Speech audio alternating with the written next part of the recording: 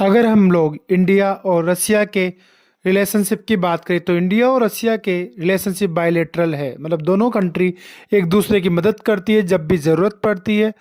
और इनमें political, defence, trade, civil, nuclear energy, anti terrorism, corporation और स्पेस वर्क भी शामिल है। During the time of the cold war India although was member of the name non aligned group में थी, but India ने directly indirectly Russia का support किया और रशियन स्ट्रेटेजी को अपनाया। इंडिया और रसिया एट प्रेजेंट टाइम ब्रिक्स की मेंबर कंट्रीज है जो इस प्रोजेक्ट पे काम कर रही है। जो इंटरनेशनल प्रोजेक्ट है ब्रिक्स, इसके अंदर ब्राज़ील, रसिया, इंडिया, चाइना और साउथ अफ्रीका है, जिसका मीन्स है ब्रिक्स।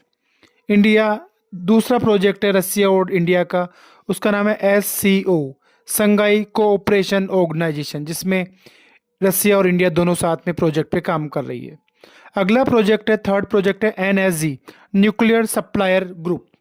इस पे भी इंडिया और रसिया काम कर रही है दुनिया में न्यूक्लियर सप्लायर ग्रुप बनने में। UNSC अगला फोर्थ ग्रुप है, UNSC, United national security council. इनमें भी इंडिया और रसिया अपनी अग्रणीयता दिखा रही है। अभी हम लोग देखें कि 2017 के अंदर approx India is the second largest market for the Russia in defence industry. मतलब कि 68% रशियन मिलिट्री हार्डवेयर हम लोग इंडिया से ही मंगवा रहे हैं और वो इंडिया में आ रहा है। और साथ ही में इंडियन डिफेंस मिनिस्टर जब इंडिया में विजिट किए थे 2020 के अंदर, तो कॉमोमोरेट वर्ल्ड वॉर सेकेंड डे की विक्ट्री भी डे भी हमने सेलिब्रेट किया साथ में। अब बात करते हैं हम लोग टॉपिक वाइज, तो पॉलिटिकल रिलेशनशिप जो इंडिया और भारत रसिया के हैं, USSR के, अभी रसिया ही बोलेंगे हम लोग। तो हमारे और जो रसिया के रिलेशनशिप है प्रेजेंट टाइम में, वो बहुत ही अच्छे हैं। आप कह सकते हैं कि बहुत सारे MOUs पर सिग्नेचर हुए, अप्रोक्स 14 MOUs पर, जिसके अंदर इंडिया और रसिया में, जिसमें trade, investment, defence cooperation, road transportation, cooperation in the oil and gas sector में भी हुआ है। जब नरेंद्र मोदी जी ने 2019 के अंदर रसिया विजिट किया था, तब ये 14 MOUs पर साइन हुए थे।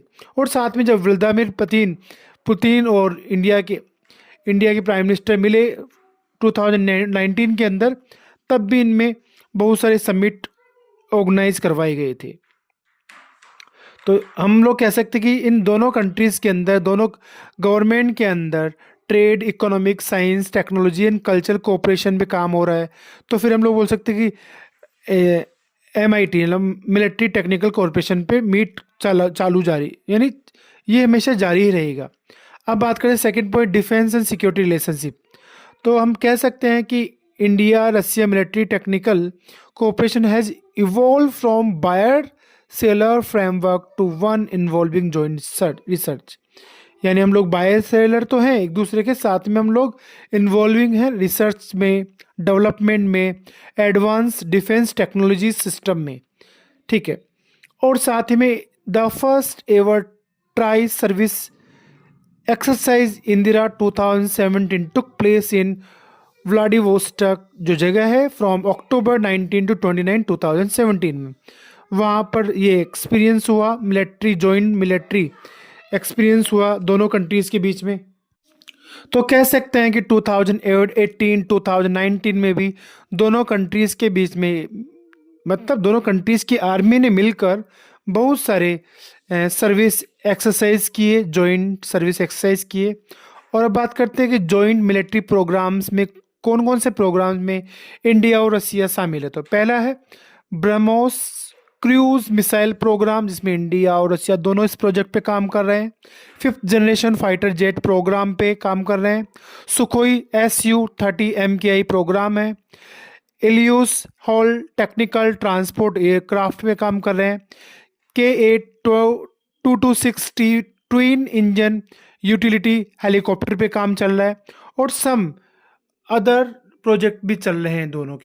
अब अगला टॉपिक है कि इंडिया और रसिया के बीच में ट्रेड रिलेशनशिप कैसा है। तो कह सकते हैं हम लोग कि 2025 के अंदर The two countries intend to increase bilateral investment to $50 billion and bilateral trade to $30 billion by 2025। मतलब 2025 तक दोनों कंट्रीज ने एक दूसरे पे इन्वेस्ट किया 50 मिलियन के आसपास, और 30 बिलियन पैसा खर्च हुआ ट्रेड के ऊपर दोनों कंट्रीज में। अब बात करते हैं कि रसिया से क्या क्या आता है भारत के अंदर, क्या क्या इंपोर्ट होता है, भारत क्या इंपोर्ट करवाता है।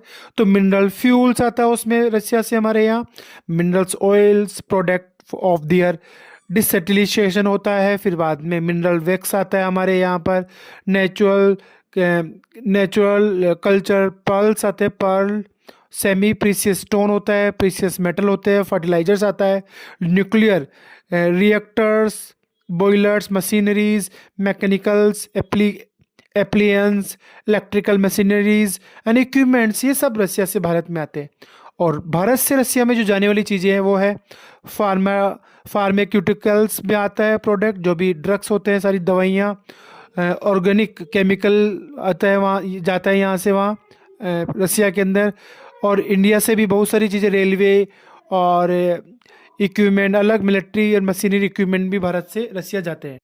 नेक्स्ट टॉपिक है कि न्यूक्लियर एनर्जी पे इंडिया और रसिया क्या काम कर रही है। तो जो भारत के अंदर KKNPP Kudankulam nuclear power plant is being built in India with Russian cooperation, Bharat के अंदर, और इसको बढ़ावा देने के लिए दोनों कंट्री एक दूसरे की सपोर्ट कर रही है। अब हम बात करते हैं स्पेस कोऑपरेशन के अंदर इंडिया और भारत का। तो बोथ साइड कोऑपरेशन पीसफुली हो रहा है, उसके अंदर outer space including satellite launches, GLONASS navigation system, और भारत की इंडिया और रसिया के अंदर MOU हुआ है इसरो और रोस्मोकोस।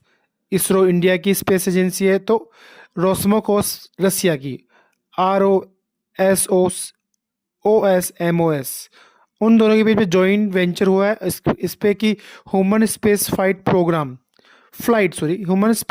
Programme was being launch, and ये दोनों 19th सेंचुरी में एक बहुत ही असरदार रहेगा।